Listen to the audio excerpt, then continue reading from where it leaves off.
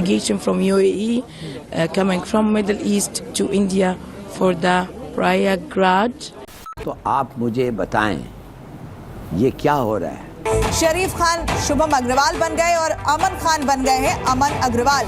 जय श्री राम, जय Shri Ram. Yeah, definitely. I mean, look at this. I never ever in my whole life. पूजा अर्चना कर सनातन धर्म को अपना लिया।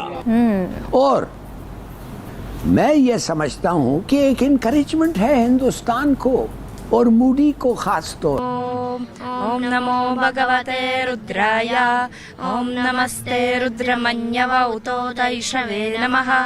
ये पूरा सारे लोग बाली से आए हैं, इंडोनेशिया से। अब आप सुन रहे हैं स्वयं मंत्र बोल रहे हैं। बल्कि यहाँ पे तो अक्सर लोगों ने मुझे कहा कि ज़्यादा से ज़्यादा हम इंडिया जाना चाहते हैं, कुंभ मेले में शिरकत करना चाहते हैं। Probably some good karma I have created in the past and I had this experience for the very first time. क्योंकि भारतीय यही मुझे बनाता है, सनातनी यही मुझे बनाता है।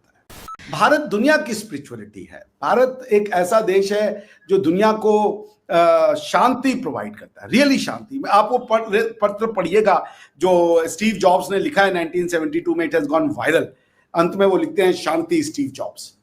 To attend an event which happens every 144 years, that's huge. I mean, even my next generation won't be able to attend this event.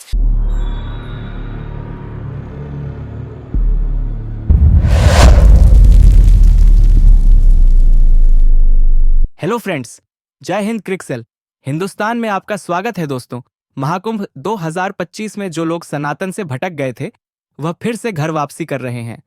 जय श्री राम, हर हर महादेव के नारे हर तरफ लगाते हुए दिखाई दे रहे हैं। दूसरी तरफ 10 देशों का 21 सदस्यीय प्रतिनिधिमंडल बुधवार की शाम महाकुंभ पहुंचा। विदेशी मेहमानों ने अखाड़ों का भ्रमण किया और साधु संतों से मुलाकात की। वहां पर उन्होंने महाकुंभ के ऐतिहासिक, धार्मिक और सांस्कृतिक महत्व के बारे में जाना। साधु संतों ने महाकुंभ की प्राचीन परंपराओं, अखाड़ों की भूमिका और भारतीय संस्कृति की महिमा के बारे में विस्तार से जानकारी दी। अंतर्राष्ट्रीय प्रतिनिधि मंडल संतों के विचारों से गहरे प्रभावित हुए और उन्होंने भारतीय धार्मिक परंपराओं के प्रति अपनी श्रद्धा व्यक्त की।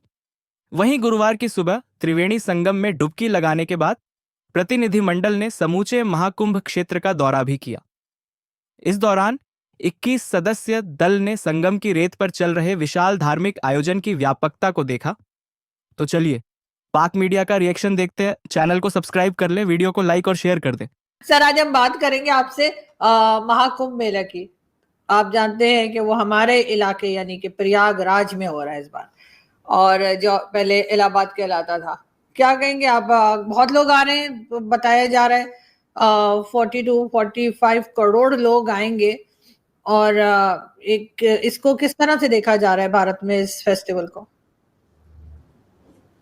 देखिए, नॉर्मली मैं तो बड़ा सेक्लूडेड रहता हूँ, ज़्यादा फेस्टिवल मना नहीं पाता। मेरी इच्छा बहुत होती है, बट चूंकि अकेले रहता हूँ तो हो नहीं पाता मुझसे। लेकिन मैं आपसे बताऊँ, मैं स्वयं भी इसमें जाना चाहता हूँ। उसका रीज़न ये है कि हालांकि मेरे दोस्त के साथ बातचीत हुई थी कि हम लोग जाएंगे, बट अनफॉर्चुनेटली उसने अपना प्रोग्राम कल कैंसिल कर दिया, वो कनाडा वापस चला गया। तो अब मैं अकेला पड़ गया हूँ। अब मैं सोचा हूँ जाऊँ ना जाऊँ, लेकिन इच्छा मेरी बड़ी है क्योंकि ये 144 ईयर्स में एक बार आता है।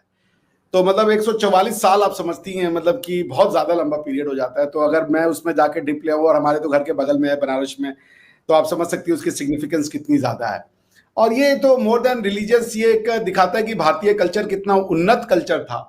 कि आज से हजारों साल पहले वो इस कुंभ की जो स्नान की व्यवस्था है, लॉन्गिट्यूड लैटिट्यूड के हिसाब से देखते हुए, क्योंकि कुंभ सिर्फ प्रयागराज में ही नहीं आयोजित किया जाता है, ये भारत के 3-4 अन्य शहरों में भी आयोजित किया जाता है, जैसे नासिक हो गया, हरिद्वार हो गया। तो अलग अलग नाम होते हैं। आपको पता ही है कि बेसिकली 4 तरीके के कुंभ होते हैं। जो 3 मेन कुंभ होते हैं वो अर्ध महाकुंभ, अर्ध महाकुंभ हर 6 साल पे, महाकुंभ 12 साल पे, और अर्ध कुंभ 6 साल पे, कुंभ 12 साल पे, और महाकुंभ 144 साल पे लगता है।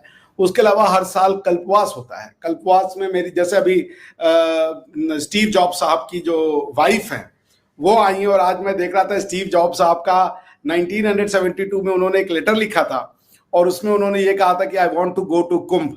उस समय का कुंभ वो आना चाहते थे, पर वो अनफॉर्चुनेटली नहीं आ पाए। और देखिए ये उनकी वाइफ आई हैं अपने हस्बैंड की विश को पूरा करने, क्योंकि वो हिंदुइज्म से बहुत ज्यादा प्रभावित थे। नीम करोली बाबा का उनके ऊपर बहुत ज्यादा असर था। हिंदुइज्म मतलब देवी देवता और ये नहीं, फिलॉसफी, स्पिरिचुअलिटी। जो भारत दुनिया की स्पिरिचुअल गढ़ है, जो स्पिरिचुअलिटी ढूंढना चाहता है, जो माइंड को फ्री रख के कुछ ढूंढना चाहता है, जो स्वयं को ढूंढना चाहता है, वो यहाँ आए। उसको कोई बंधन नहीं है उसके ऊपर कि ये सही है वो गलत है।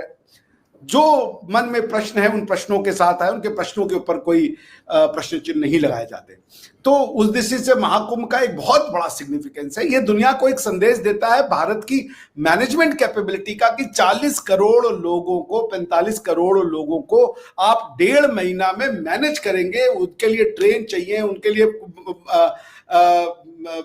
जो प्रयागराज का शहर है, जो नगर है, उसमें 40 करोड़ लोग आएंगे। और अगर एट अ टाइम मान लीजिए, क्योंकि ये 30-40 दिन चलना है, तो यानी कि हर डे 1 करोड़ लोग अगर डिप ले रहे हैं, 60-70 लाख लोग अगर हर दिन डिप ले रहे हैं, वो वहां उस शहर में रुक रहे हैं, और एक टेम्पररी जो है वो डिस्ट्रिक्ट जो है, नगर जो है वो बसाया गया है। प्रयागराज को उत्तर प्रदेश का 76वां जिला घोषित किया गया है। नॉर्मली 75 जिले हैं उत्तर प्रदेश के। तो वो सोचिए कि डिस्ट्रिक्ट एडमिनिस्ट्रेशन के लिए ये कितनी बड़ी चैलेंज होगी कि इतने लोगों की सुरक्षा, इतने लोगों का जो है हेल्थ का वो ख्याल रखना, लॉजिस्टिक्स, कोई चोरी ना हो जाए और भी किसी तरीके की बीमारी ना हो, आग ना लगे। मतलब इस जितना बड़ा ये मेला है, जितना बड़ा ये त्योहार है, भारत की जो परंपरा है, हजारों वर्ष की परंपरा, क्योंकि ये गौतम बुद्ध से भी समय पुराना का है। तो इवन मतलब मैं कहीं सुन रहा था, किसी ने कहा था कि गौतम बुद्ध ने जब अपना वो जब सरमन दे रहे थे बुद्ध जी, भगवान बुद्ध, तो उन्होंने कहा था कि कुछ लोग ऐसे होते हैं जो कि इतना उनका मन खराब होता है कि वो अगर कुंभ में भी जाके नहा ले तो उनका मन जो है वो पवित्र नहीं हो सकता। सोचिए भगवान बुद्ध भी निर्वाण पाने के बाद, ज्ञान पाने के बाद भी कुंभ की महत्ता को बता रहे थे। इसलिए मैं ये एक बहुत जाइजेंटिक एक्सरसाइज है। This gives a message to the world कि Bharat is not an disorderly place, कि भारत में ऑर्डर में लोग स्वयं से कैसे ऑर्डर रखते हैं। इतनी बड़ी डिसिप्लिन उनकी कि एक चीज इधर से उधर नहीं होती है। एक अगर स्टैम्पेड और ये हो जाए, ये छोटे मोटे दुर्घटनाएं अनफॉर्चुनेटली हो सकती हैं, लेकिन 44 करोड़, 40 करोड़, 30-32 करोड़ लोग आ रहे हैं और लार्जली वो एकदम स्मूथली चला जा रहा है, खत्म हो रहा है, समाप्त हो रहा है। उसमें सिर्फ इसमें भारत के लोग नहीं आए हैं, दुनिया भर से लोग आए हैं। भाई देखिए, मैं कहता हूँ स्टीव जॉब्स से बड़ा इन्वेंटर और एंटरप्रेन्योर तो पिछले 400-500 साल से दुनिया ने नहीं देखा, ठीक है ना। वेस्ट की सबसे बड़ी उपलब्धियों में से एक है कि पर्सनल कंप्यूटर का पर्सनलाइजेशन कर देना, यानी हमारे आपके जेब में कंप्यूटर को पहुंचा देना, हमारे आपके ड्राइंग रूम्स में कंप्यूटर को पहुंचा देना, और फिर एप्पल जैसा प्रोडक्ट बना देना, जो कि माइक्रोसॉफ्ट की हेजेमनी को तोड़ करके आज दुनिया का नंबर 1 प्रोडक्ट है एप्पल।